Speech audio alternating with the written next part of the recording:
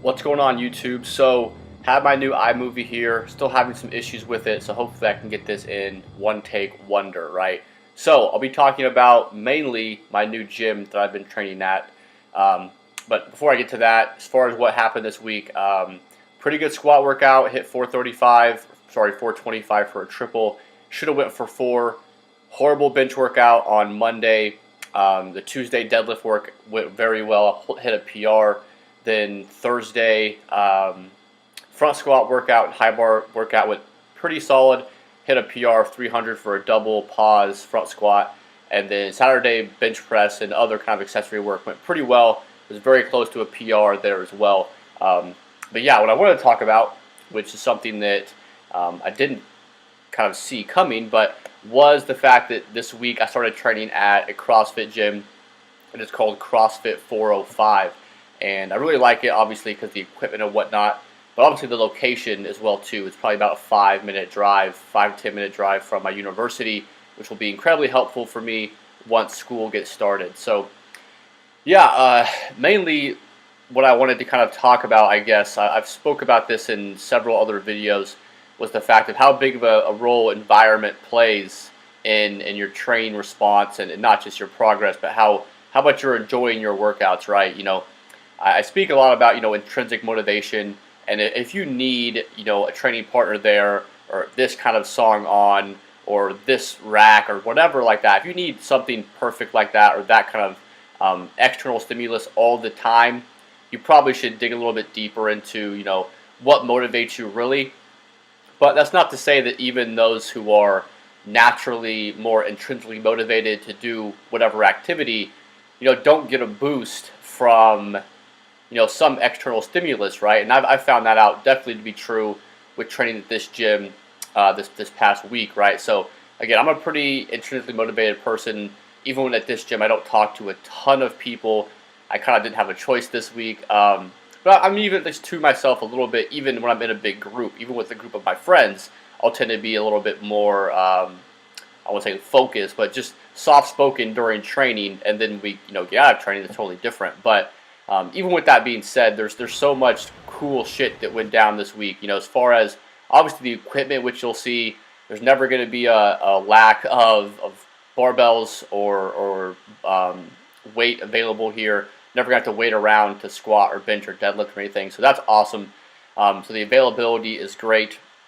And obviously just, walking into a gym, I walk in there at 4 o'clock, whatever, I'll see someone maxing out on front squats, I see someone doing burpees over there. Again, just a different kind of environment that you're welcome into, you walk into every day, that to me is just more inspiring for growth than, walking to the back of a commercial gym, you see the free weights and there's one guy on his phone and one guy doing concentration curls.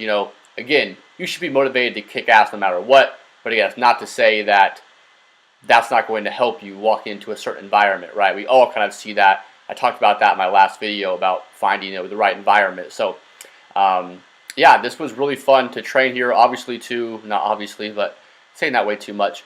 The owner was super cool. I told him, like, hey, man, I don't really do CrossFit. I just want to train here because nice equipment and it's local. I like the environment. It looks like it's pretty cool. He's like, yeah, man, just come in whenever you want and train. Gave me a phenomenal price considering what CrossFit boxes usually cost. And yeah, I mean, from the owner to the equipment to the people there, I probably had at least a dozen people. And I'm not even taking classes, right? So I'm not even in, with most of the people, maybe 30 people in the class, something like that on a busy day. There are a lot of people that come in and do their own thing as well. And those people would always come up to me and say, hey, man, you're pretty strong. Or, hey, man, you new here, whatever, just chit-chat, whatever. And again, to me, the environment, which I kind of expected coming in, is, just way different and to me way better. And the kind of the easy way to test that for me was, this is the first time I went through several workouts without having to listen to music. I mean, I am here, so that's kind of a contradiction. But several of my workouts this week, I wasn't listening to any music during my training session. And I almost cannot do that at a commercial gym. A, because the music is horrible, and B, just because of the stupid shit you hear all the time about, adjusting the cable for this kind of degree to hit this delt and someone's 30% body fat or something, right? So yeah, I mean, the owner, the equipment, everything is spot on to me.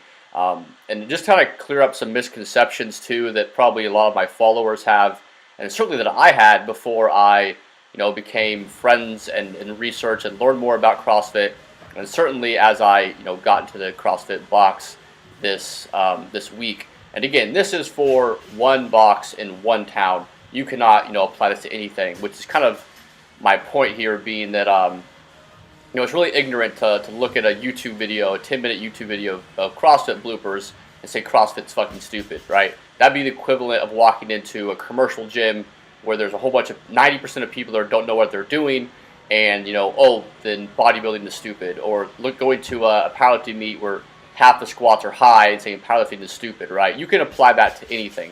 There are bad doctors, there are bad teachers, there's bad trainers, whatever, right? That's to me, that's kind of idiotic to make that argument that CrossFit's stupid based on the selection of the worst of CrossFit, right? You can do that with any activity in the world. So I'm just kind of cherry picking to show some bias. But as far as like programming, again, it's hard to tell with the classes. I don't really pay attention.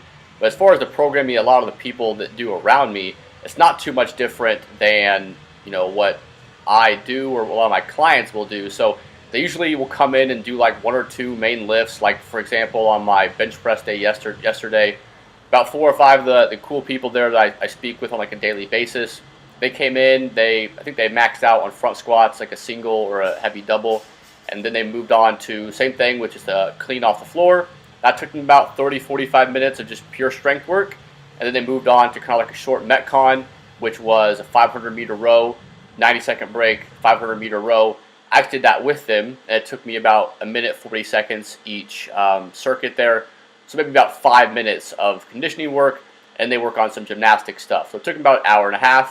And again, they did strength work, short conditioning, some gymnastics. And that was kind of the theme of most of their training along the week, at least that I could see. They're always doing some kind of heavy lift, about half their workout, whether it's a triple or a 5, some kind of squat, some kind of Olympic lift.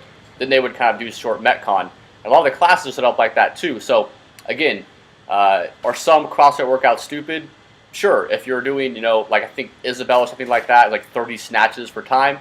Yeah, to me, there's a better way to get that stimulus without doing high rep snatches. But again, that's not to say that CrossFit across the board is stupid or whatever, right? So you have to look at things objectively. So again, hopefully just my experience at this gym for quite a long time can be some, reflection of especially the environment, which is just huge for me. The fact that I can ask someone to spot me on bench press and they're not going to grab the bar, or I can actually, get some tips, or even help some other people out on their squat. I had plenty of people ask me advice for a squat this week. Again, when people are around you doing the same thing, working hard, it's different, right? I made a progress if I trained, with myself, or I trained with some kindergartners, or I trained in a CrossFit gym. But to me, I'll probably make more progress here and enjoy my workload as well. So that's kind of what I wanted to speak about this week, guys. I have a lot more to talk about this week. Again, you just saw my very close PR of bench press. And then right here is I think some people call this a Spoto press. Eric Spoto, I think, maybe invented this exercise or whatnot. I just call it 1 inch off the chest, but this is one of my main bench accessories. I don't think I've shown that before, but that's the video, guys. Thank you to all the new subscribers and whatnot, and we'll have some more content coming up. So thanks, guys. Take care.